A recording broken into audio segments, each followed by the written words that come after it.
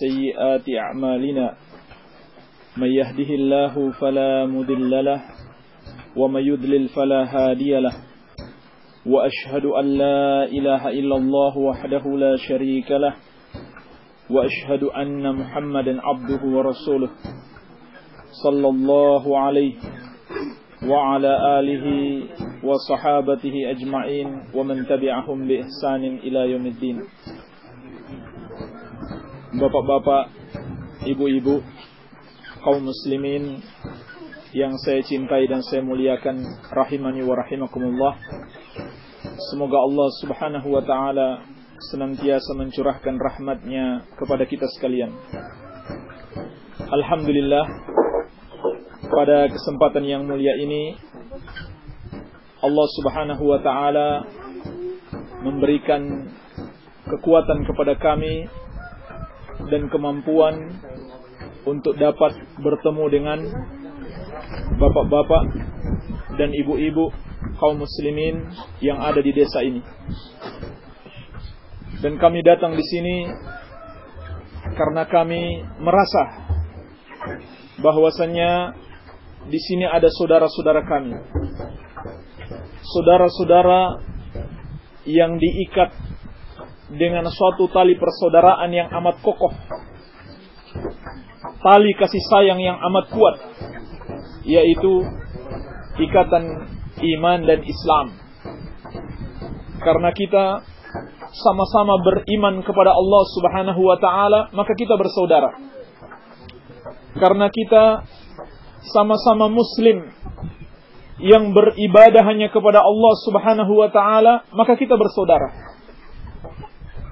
Sehingga kami terdorong untuk datang di sini demi mempererat tali persaudaraan, tali cinta kasih antara sesama saudara kaum muslimin yang beriman kepada Allah subhanahu wa ta'ala.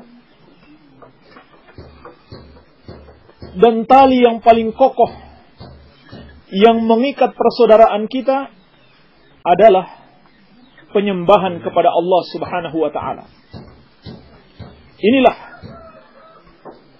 yang mengikat kita. Inilah yang membuat kita merasa kita bersaudara dengan kaum muslimin yang ada di tempat ini. Yaitu suatu ajaran yang hakiki, ajaran yang benar, yang akan menyelamatkan kita di dunia dan di akhirat kelak. Tidak akan mungkin ada seorang yang selamat tanpa beribadah kepada Allah subhanahu wa ta'ala yang satu saja. Tidak akan mungkin ada orang yang berbahagia baik di dunia terlebih di akhirat kelak kalau dia beribadah kepada selain Allah subhanahu wa ta'ala. Dan kebahagiaan yang hakiki adalah kebahagiaan di akhirat, yaitu kebahagiaan setelah kita mati meninggalkan dunia ini. Maju, Pak.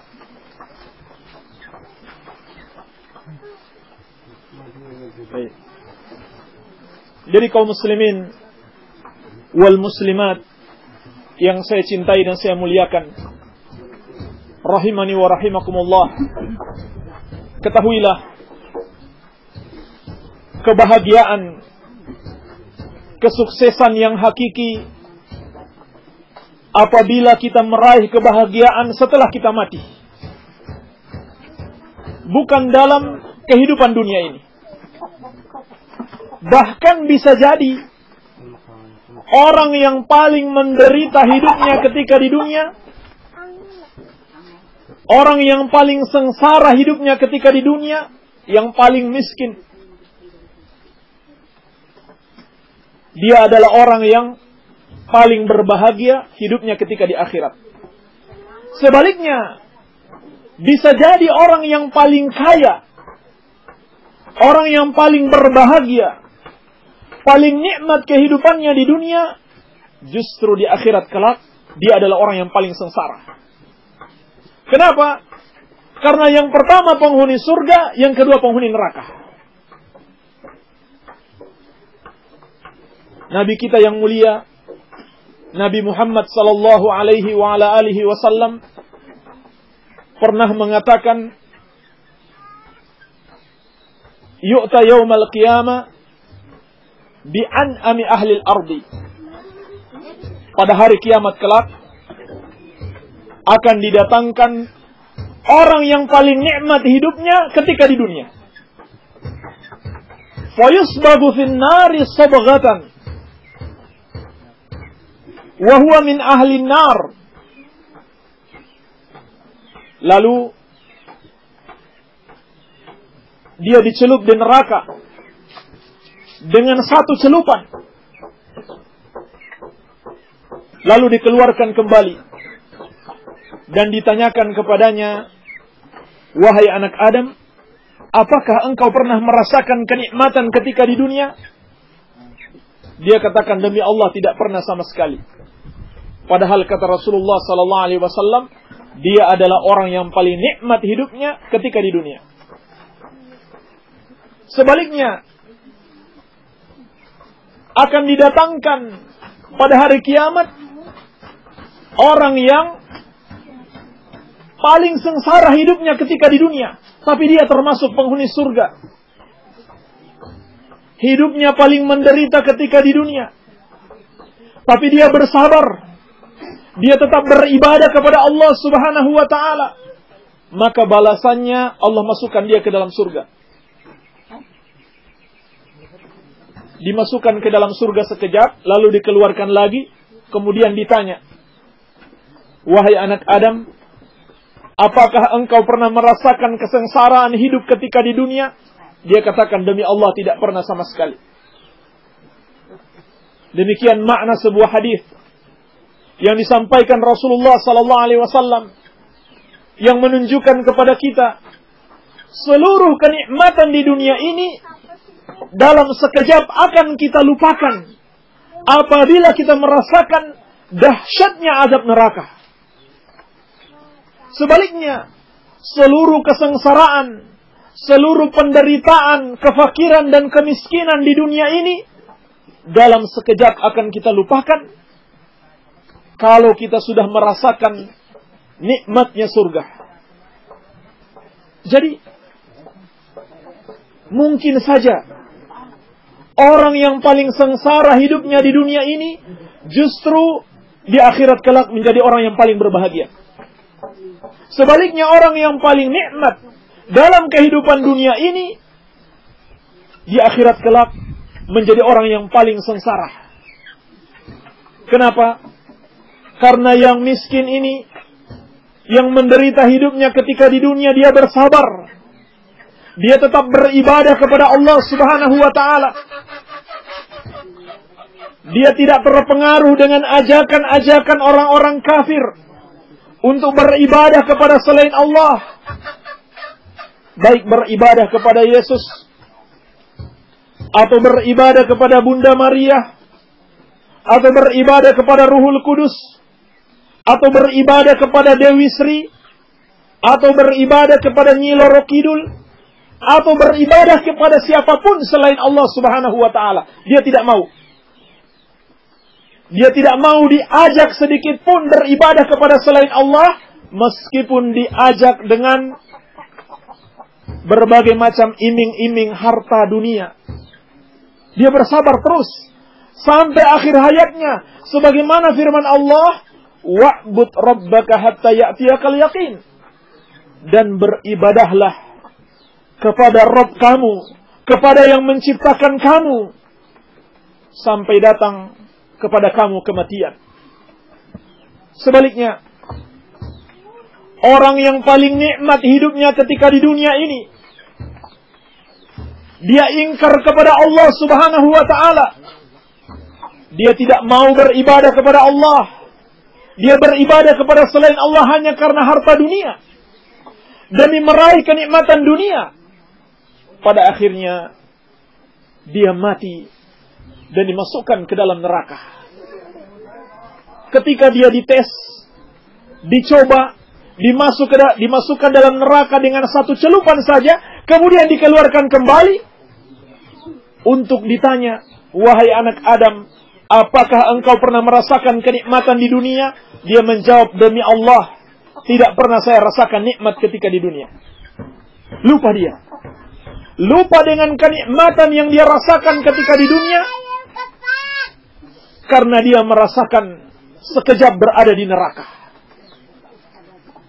Jadi kaum muslimin wal muslimat yang saya cintai dan saya muliakan, rahimani wa rahimakumullah.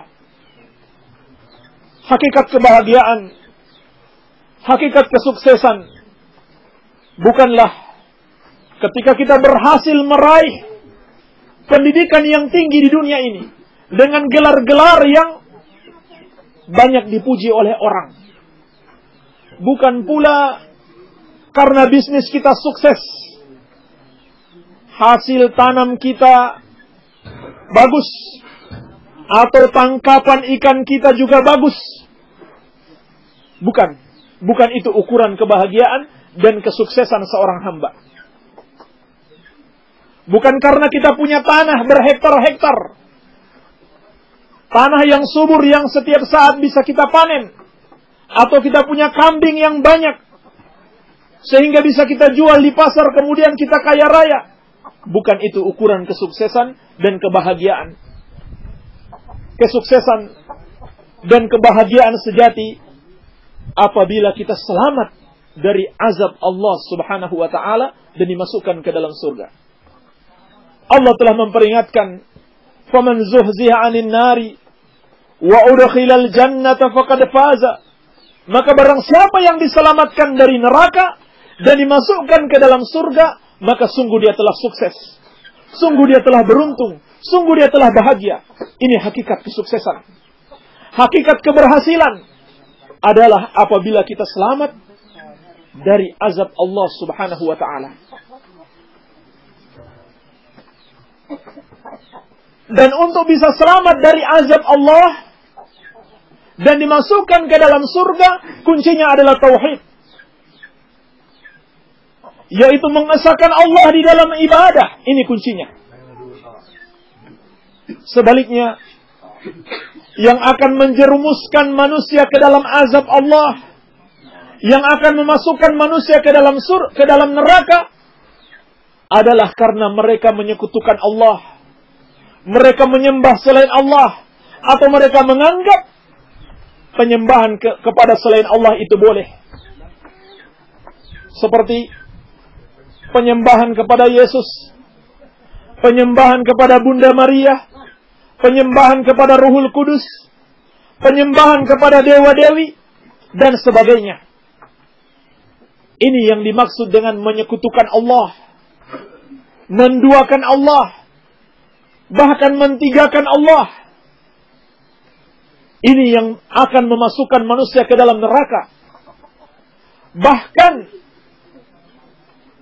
kalau seorang itu mati dalam keadaan dia menyekutukan Allah, dia belum bertobat, dia belum kembali masuk Islam, belum kembali mentauhidkan Allah, maka kita berlindung kepada Allah. Orang tersebut tidak akan pernah diampuni dosa-dosanya, dan Allah haramkan surga atasnya. Kata Allah di dalam Al-Quran, "Inna Allah la yaghfiru ayyushraka bihi wa yaghfiru ma duna dzalika liman yasha'." Sesungguhnya Allah Subhanahu wa ta'ala tidak akan mengampuni dosa menyekutukannya, dosa menyembah selainnya. Dan Allah akan mengampuni dosa yang lebih ringan daripada itu bagi siapa yang Dia kehendaki. Juga firman Allah, "Innahu may yusyrik billah faqad harramallahu 'alaihil jannah." Sesungguhnya barang siapa yang menyekutukan Allah, maka Allah haramkan surga atasnya. Siapa yang menyembah selain Allah, Allah haramkan surga atasnya. Tidak akan pernah lagi mungkin dia masuk surga. Jadi, seorang muslim itu, apabila dia hanya menyembah Allah, tidak menyembah selain Allah, betapapun dosa-dosanya, tetap masih mungkin dia masuk surga. Tapi kalau seorang sudah menyekutukan Allah, Allah haramkan surga atasnya. Wa ma'wahun nar, dan neraka adalah tempatnya. Wa ma lidzalimina min ansar, dan tidak ada yang mampu menolong orang-orang yang zalim tersebut. Tidak ada satupun yang mampu menolong mereka. Jadi kaum muslimin yang saya cintai dan saya muliakan, rahimani wa rahimakumullah, penting sekali di antara kita untuk selalu saling nasihat menasihati, saling mengingatkan bahwa tujuan tertinggi keberadaan kita di dunia ini adalah untuk ibadah kepada Allah Subhanahu wa ta'ala, agar sama-sama selamat dari azab Allah Subhanahu wa ta'ala. Perlu sekali kita nasihati tetangga kita, saudara kita, untuk beribadah hanya kepada Allah. Jangan terpengaruh dengan ajakan-ajakan para pendeta. Jangan ikut-ikutan dengan ajakan romo. Walaupun dijanjikan uang 1 juta atau bahkan 30 juta, jangan terpengaruh. Itu kenikmatan yang sedikit sekali. Kita makan hari ini, besok bisa jadi habis. Tetapi kalau kita mati dalam keadaan kita menyembah selain Allah, maka kita akan diazab dengan azab yang pedih dan kekal selama-lamanya dalam neraka. Kalau kita hidup di dunia ini mungkin 70-80 tahun, tetapi hidup di akhirat, hidup setelah kita mati, tidak ada batasnya.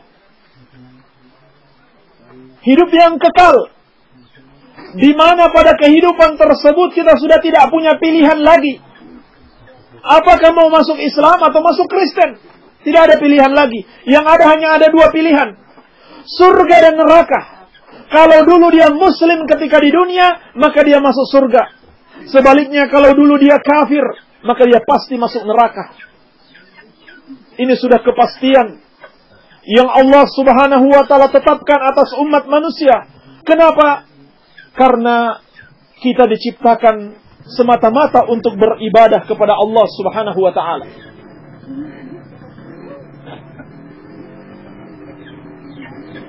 Demikianlah ketetapan Allah.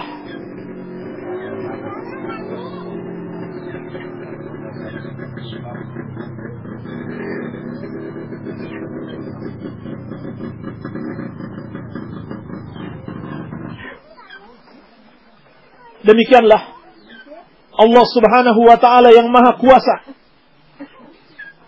yang maha mampu melakukan apa yang dia kehendaki, telah menetapkan atas kita adanya kita di dunia ini untuk satu tujuan. Adanya penciptaan manusia dan diberikan rezeki kepada manusia untuk satu tujuan, yaitu beribadah kepada Allah Subhanahu wa ta'ala. Dan di dalam Al-Quran, setiap kali diingatkan tentang kewajiban ibadah, hampir selalu diingatkan dengan keberadaan kita di muka bumi ini dan rizki yang Allah Subhanahu wa ta'ala selalu anugerahkan kepada kita. Siapa sih yang menciptakan kita? Siapa yang memberikan rizki kepada kita?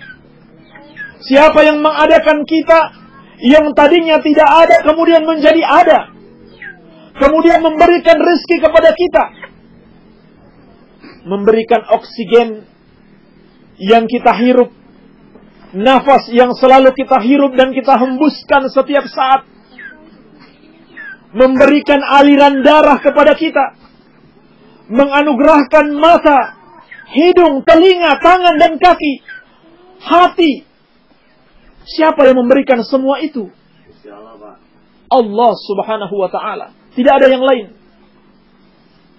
Lalu, untuk apa Allah Subhanahu wa ta'ala mengadakan kita, menciptakan kita, Yang tadinya tidak ada kemudian menjadi ada, kemudian diberikan berbagai macam kenikmatan, diberikan berbagai macam rezeki. Jawabannya satu, untuk beribadah kepada Allah Subhanahu wa ta'ala. Allah ingatkan dalam Al-Quran, Ya ayuhan nasu ubudu rabbakum alladhi khalaqakum walladhina min qablikum alladhi ja'ala lakumul arda firasha was-samaa'a binaa'a wa anzala minas samaa'i ma'an fa akhraja bihi minas thamarati rizqan lakum fala taj'alu lillahi andadan wa antum ta'lamun. Allah ingatkan kita dalam Al-Quran, wahai manusia, beribadahlah kalian hanya kepada Allah, jangan beribadah kepada selainnya. Dialah yang telah menciptakan kalian dan orang-orang sebelum kalian. Dialah yang menjadikan bagi kalian hamparan bumi ini untuk kalian bisa tinggal di atasnya. Demikian pula Dia yang menjadikan langit sebagai atap yang melindungi kalian. Sebagaimana Dia Allah Subhanahu wa ta'ala yang menurunkan hujan dari langit untuk menumbuhkan tanaman-tanaman kalian sebagai rezeki bagi kalian. Jadi subhanallah, Allah ciptakan kita dan Allah berikan segala sesuatu yang dapat membantu kita untuk bisa hidup di dunia ini.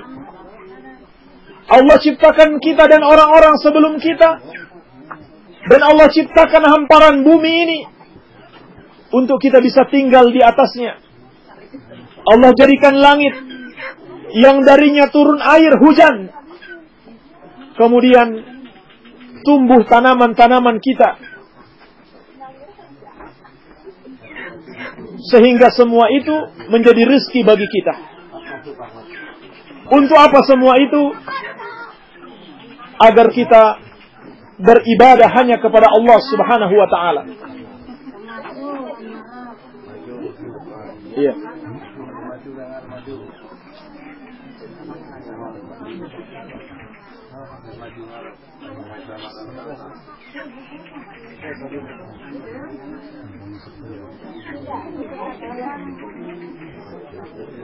Maka kata Allah Subhanahu wa ta'ala,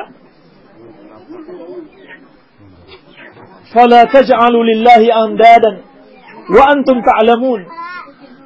Ibu-ibu, mohon diperhatikan. Ibu-ibu, mohon diperhatikan ibu-ibu. Iya. Ibu-ibu, bisa dilanjutkan? Bisa ya? Maka kata Allah Subhanahu wa ta'ala, fala taj'alu lillahi andadan. Jangan kalian menjadikan bagi Allah tandingan-tandingan, sekutu-sekutu, yaitu sesembahan atau Tuhan selain Allah. Wa antum ta'lamun, padahal kalian tahu. Kalian tahu Allah yang menciptakan kalian. Kalian tahu Allah yang menciptakan bumi ini.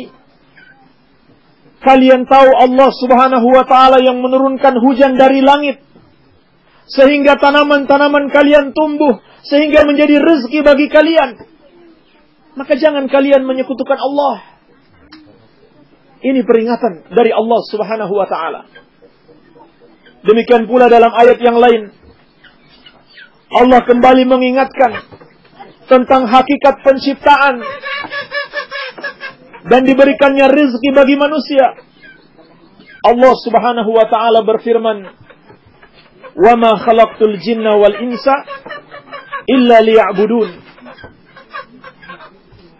Dan tidaklah aku ciptakan.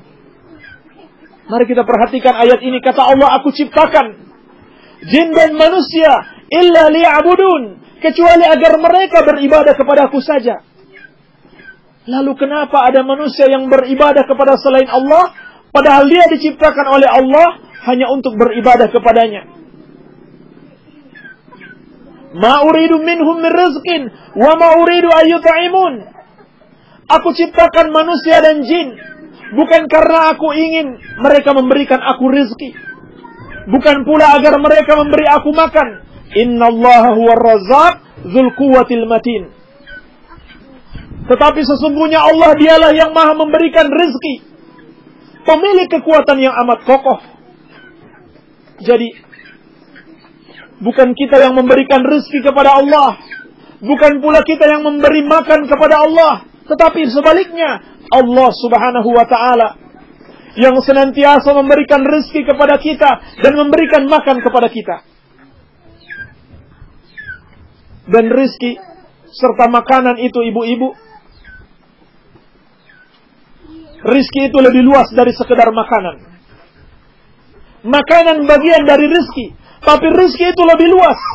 Nafas yang kita hirup dan kita hembuskan setiap saat, air yang kita minum, seluruh tubuh kita dari mata kita, hidung, telinga, tangan, dan kaki, itu semua rezeki. Adapun makanan hanya bagian dari rezeki.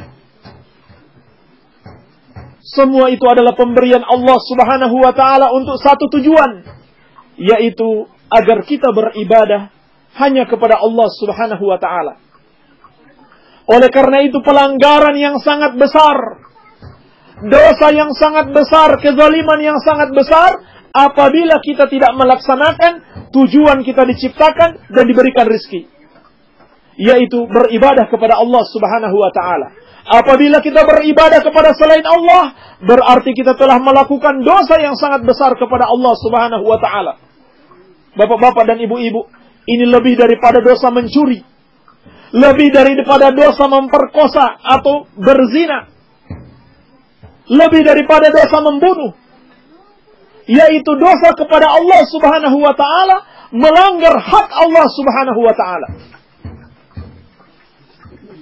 Karena hak ini adalah hak yang paling besar, yaitu hak Allah subhanahu wa ta'ala yang menciptakan kita.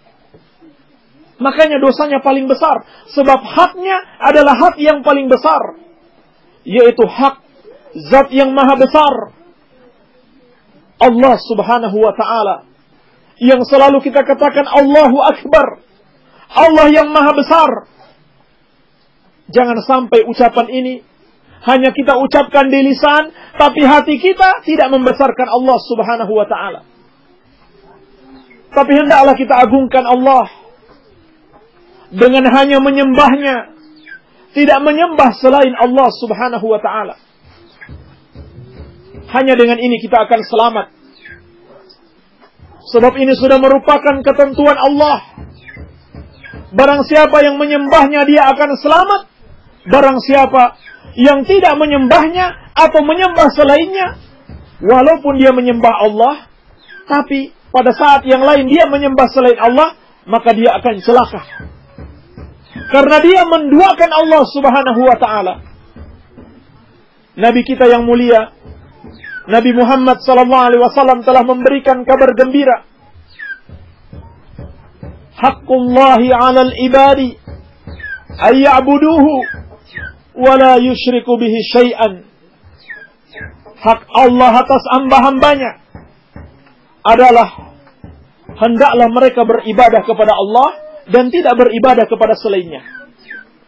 Sebaliknya kata Rasulullah sallallahu alaihi wasallam, wa haqqul ibadi 'ala Allah alla yu'adziba man la yusyriku bihi syai'an. Hak hamba atas Allah subhanahu wa ta'ala, Allah tidak akan mengazab siapa yang tidak menyekutukannya, yaitu siapa yang tidak menyembah selainnya. Artinya, apabila seseorang menyembah selain Allah, pasti dia akan mendapatkan azab. Jadi sungguh sebuah kerugian, sebuah penyesalan yang sangat besar apabila kita hidup miskin di dunia, mati masuk neraka. Na'udzubillahi min dzalik. Di dunia sudah miskin, ketika mati masuk neraka. Maka lebih baik kita bersabar dengan kemiskinan, dengan kehidupan yang sementara dalam kehidupan dunia ini, daripada kita mati kemudian masuk neraka. Tetapi alhamdulillah, Allah selalu memberikan kita rezeki. Allah selalu akan memberikan kita jalan keluar dari setiap kesusahan yang kita hadapi. Dengan syarat satu, kita mentauhidkan Allah dan bertakwa kepadanya. Sebab Allah telah berjanji, "Wa may yattaqillaha yaj'al lahu makhraja wa yarzuqhu min haitsu la yahtasib." Barang siapa yang bertakwa kepada Allah, maka Allah akan berikan jalan keluar baginya. Apapun masalahnya, Allah akan berikan jalan keluar. Dan dia akan diberikan rezeki dari arah yang tidak disangka-sangka. Jadi, bapak-bapak, ibu-ibu yang saya cintai dan saya muliakan, rahimani wa rahimakumullah, kalau kita punya masalah, kalau kita punya kesulitan, jangan adukan kepada manusia. Jangan minta kepada manusia, tetapi minta kepada Allah Subhanahu wa ta'ala. Adukan segala permasalahan kita kepada Allah Subhanahu wa ta'ala. Dan tetap bertakwa kepada Allah, yaitu menjalankan perintah Allah dan menjauhi larangannya. Pasti yaj'al lahu makhraja, Allah akan jadikan bagi kita jalan keluar. Allah akan berikan solusi apapun permasalahan kita. Dan Allah Subhanahu wa ta'ala akan memberikan rezeki kepada kita dari arah yang kita tidak sangka-sangka. Ini solusi permasalahan kita. Jangan kita berharap kepada makhluk. Jangan kita minta kepada manusia. Tetapi kita harap kepada Allah dan minta hanya kepada Allah Subhanahu wa ta'ala. Apalagi kita berharap kepada orang yang mau menyesatkan kita, yaitu para pendeta dan romo-romo yang datang seakan-akan menawarkan bantuan, padahal tujuannya bukan itu. Tujuannya bukan untuk membantu kita. Tujuannya untuk kita kafir kepada Allah Subhanahu wa ta'ala, agar kita masuk neraka. Na'udzubillah min dzalik. Hati-hati. Jangan kita berharap kepada mereka. Jangan kita berprasangka baik kepada mereka. Berprasangka baik itu hanya kepada seorang muslim yang beriman kepada Allah. Adapun orang yang kafir, yang menjadi musuh Allah, harus kita berprasangka buruk. Hati-hati. Mereka punya misi di balik bantuan-bantuan yang mereka berikan kepada kita. Ada misi terselubung. Ada yang mereka inginkan di balik itu. Ditambah dengan itu, mereka juga melakukan korupsi. Alhamdulillah, tim kita sudah menyelidiki bagaimana gerak-gerik para pendeta dan romo ini. Mereka catat nama-nama bapak-bapak dan ibu-ibu, walaupun belum masuk Kristen, tetap dicatat dan diminta tanda tangan. Nanti tanda tangannya dibawa ke gereja, kemudian dikatakan, ini orang-orang yang sudah masuk Kristen. Nanti gereja kasih duit sama mereka dan tidak sampai kepada bapak-bapak dan ibu-ibu, karena belum masuk Kristen. Betul. Betul Pak ya? Sampai ke luar negeri Pak. Masya Allah. Alhamdulillah Bapak sudah tahu ya. Sudah tahu ya. saya. Mereka ini musuh. Mereka ini mau mengajak kita ke neraka, bukan mau membantu kita, tidak sama sekali. Tidak ikhlas hatinya untuk membantu kita, tetapi dia ini ingin bantuan untuk masuk kepada kantongnya sendiri. Jadi, sikap seorang muslim kepada orang kafir itu berbeda dengan sikapnya kepada sesama muslim. Harus kita bedakan. Kenapa? Karena orang-orang kafir memusuhi Allah dan Rasulnya. Mereka tidak menyembah Allah Subhanahu wa ta'ala. Allah perintahkan mereka menyembah Allah, mereka menyembah kepada selain Allah. Mereka memusuhi Allah Subhanahu wa ta'ala. Allah katakan dalam Al-Quran, La tajidu qawman yu'minuna billahi wal yawmil akhir yuwadduna man hadallaha wa rasulah. Engkau tidak akan mendapati suatu kaum yang benar-benar beriman kepada Allah dan hari akhir, itu berkasih sayang dengan orang-orang yang memusuhi Allah dan Rasulnya. Tidak ada. Tidak ada seorang muslim yang betul-betul beriman kemudian berkasih sayang dengan para pendeta Nasrani. bekerja sama dengan para romo, membantu mereka. Na'udzubillah. Dia muslim, tapi membantu pendeta untuk menyesatkan kaum muslimin yang lain. Sesungguhnya dia akan mendapatkan azab 2 kali lipat. Karena dia sesat dan menyesatkan orang lain. Setiap orang yang mengajak kepada kebaikan, dia akan mendapatkan pahala 2 kali lipat. Kalau bapak-bapak dan ibu-ibu beragama Islam, atau sudah masuk Islam, kemudian bapak-bapak dan ibu-ibu mengajak yang lainnya masuk Islam, maka akan dapat pahala 2 kali lipat. Sebaliknya, kalau mengajak orang masuk Kristen, akan dapat dosa 2 kali lipat. Dosanya sendiri dan dosa orang yang masuk Kristen tersebut. Jadi, seorang muslim itu harus berkasih sayang dengan sesama muslim. Saling tolong menolong, saling bantu membantu. Bukan sebaliknya, malah berkasih sayang dengan orang-orang yang membenci kaum muslimin. Yang membenci Allah subhanahu wa ta'ala dan Rasulnya Nabi Muhammad sallallahu alaihi wa ala alihi wasallam. Inilah makna kalimat la ilaha illallah. Di samping kita menyembah Allah, kita harus juga membenci sesembahan selain Allah dan orang-orang yang menyembahnya.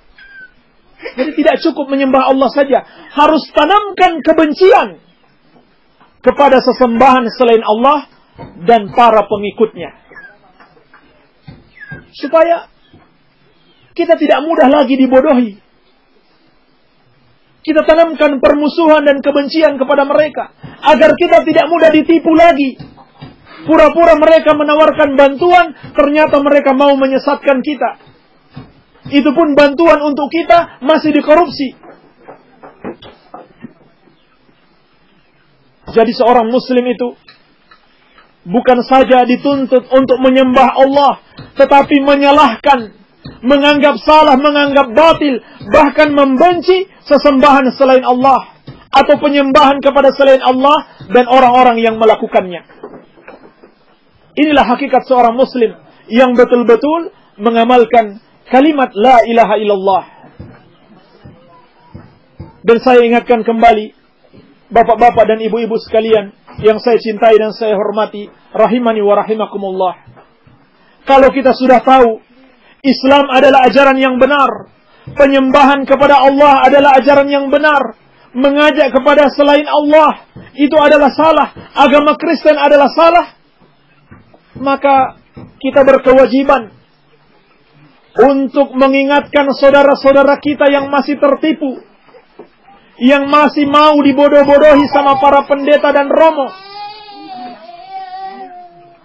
Ingatkan mereka untuk bertobat kepada Allah subhanahu wa ta'ala sebelum kematian datang menjemput kita. Kemudian alhamdulillah, kami juga berterima kasih atas perhatian pemerintah desa yang juga ikut bersama menjaga keimanan kita. Sebab pemerintah juga dituntut dan tanggung jawabnya sangat besar di hadapan Allah subhanahu wa ta'ala apabila dia tidak menjaga keimanan masyarakatnya, apabila dia membiarkan masyarakatnya melakukan perbuatan-perbuatan syirik, yaitu menyembah selain Allah subhanahu wa ta'ala. Pemerintah juga bertanggung jawab.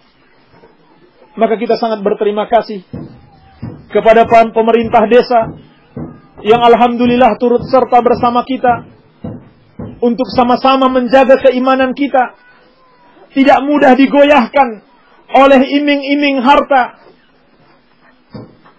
oleh bujukan-bujukan yang justru akan memperangkap kita ke dalam jurang neraka. Maka kita harus saling mengingatkan supaya sama-sama selamat dari azab Allah subhanahu wa ta'ala. Oleh karena itu, kegiatan seperti ini, sholat berjamaah, harus ditegakkan bapak-bapak dan ibu-ibu sekalian yang saya cintai dan saya muliakan. Adanya musola ini, yang insyaallah ta'ala secara bertahap akan kita perbaiki, semoga menjadi lebih bagus. Dan akan kita buat tempat wudu serta kamar mandi dan WC agar kita bisa beribadah kepada Allah Subhanahu wa taala, dan agar kita bisa bersama-sama saling nasihat menasihati, berkumpul di tempat ini dan memecahkan masalah kita bersama. Apa sih masalah kita? Kita duduk bersama dan kita selesaikan. Dan kita minta bantuan kepada Allah Subhanahu wa taala. Kembali saya ingatkan, barang siapa yang bertakwa kepada Allah, yang selalu menjalankan perintah Allah dan menjauhi larangan Allah, tidak ada satupun masalah yang tidak akan terselesaikan. Semua masalahnya Allah akan berikan solusi. Allah akan berikan jalan keluar. Bahkan dia akan diberikan rezeki dari arah yang tidak dia sangka-sangka. Oleh karena itu harus tingkatkan tawakal kepada Allah. Bergantung hati kita hanya kepada Allah Subhanahu wa taala. Jangan kita gantungkan hati kita kepada selain Allah. Jangan kita bergantung kepada makhluk. Tetapi hati kita hendaklah hanya terpaut kepada Allah Subhanahu wa ta'ala. Dan selalu kita panjatkan doa kepada Allah Subhanahu wa ta'ala. Jangan pernah kita berdoa kepada selain Allah. Jangan pernah berharap kepada selain Allah atau takut kepada selain Allah. Karena perlu juga saya ingatkan, sebagian orang Islam, mereka tidak sadar yang mereka lakukan justru tidak ada bedanya dengan orang-orang Kristen. Mereka tidak sadar. Seperti orang yang datang di kuburan. Katanya kuburan keramat. Kemudian dia berdoa kepada penghuni kubur tersebut. Katanya yang dikubur di situ adalah wali. Lalu dia katakan, wahai wali, tolonglah saya. Berikan saya rezeki. Sembuhkan penyakit saya. Apa yang dia lakukan ini sama dengan yang dilakukan oleh orang Kristen. Yaitu berdoa kepada selain Allah. Orang Kristen berdoa kepada Yesus. Yang ini mengaku Muslim, tapi berdoa kepada penghuni kubur. Sama, Pak. Sama, Bu. Tidak ada bedanya. Demikian pula, orang-orang yang takut kepada Nyi Roro Kidul. Takut kepada kuburan keramat. Takut kepada penguasa di laut. Padahal penguasa yang sebenarnya hanyalah Allah. Takut kepada Dewi Sri. Nanti kalau tidak menyembelih hewan kurban, dipersembahkan kepada Dewi Sri, atau tidak buat sesajen, kemudian bikin acara sedekah laut, katanya nanti panen akan gagal. Ini sama. Sama persis dengan yang dilakukan oleh orang-orang Kristen. Jadi, jangan sampai kita buat sesajen-sesajen, atau kita persembahkan hewan kurban kepada Dewi Sri, kepada Nyi Roro Kidul, atau kepada siapapun selain Allah Subhanahu wa ta'ala. Sebab menyembelih hewan kurban itu ibadah. Itu ibadah. Allah berfirman dalam Al-Quran, "Fasholli li rabbika wanhar." Salatlah dan menyembelihlah hanya untuk Rabbmu, hanya untuk Allah Subhanahu wa ta'ala. Jadi, mengaku Muslim, tapi dia menyembelih atau mempersembahkan sesajen kepada selain Allah, sama persis yang dia lakukan dengan orang-orang Kristen. Tidak ada bedanya. Adapun sebagai seorang Muslim, kita hanya betul-betul bertawakal kepada Allah. Kita hanya bergantung kepada Allah. Kita hanya takut kepada Allah Subhanahu wa ta'ala. Kita hanya meminta kepada Allah Subhanahu wa ta'ala, tidak kepada selain Allah Subhanahu wa ta'ala. Kaum muslimin wal muslimat yang saya cintai dan saya muliakan, rahimani wa rahimakumullah. Barangkali ini saja yang bisa saya sampaikan. Semoga ada manfaatnya. Lebih dan kurangnya saya mohon maaf. Yang benar itu datangnya dari Allah Subhanahu wa ta'ala. Dan yang salah dari kebodohan kami dan dari syaitan. Subhanaka Allahumma wa bihamdika. Ashhadu an la ilaha illa anta. Astaghfiruka wa atubu ilaik. Wa sallallahu ala nabiyina Muhammadin wa ala alihi wa sallam. Wa akhiru da'wana anilhamdulillahi rabbil alamin. Kemudian kegiatan berikutnya, mungkin ada nasihat lagi dari Ustadz Abdul Salam. Dan juga nanti anak-anak nanti tolong dikumpulkan. Nanti akan diajar oleh salah seorang ustadz Kemudian juga insyaallah ta'ala nanti sebelum bubar ada pembagian sedikit sembako yang kami bawa. Dan bagi bapak-bapak yang tidak memiliki kesibukan, mungkin bisa membantu teman-teman kami yang sedang bekerja. Baik, Assalamualaikum.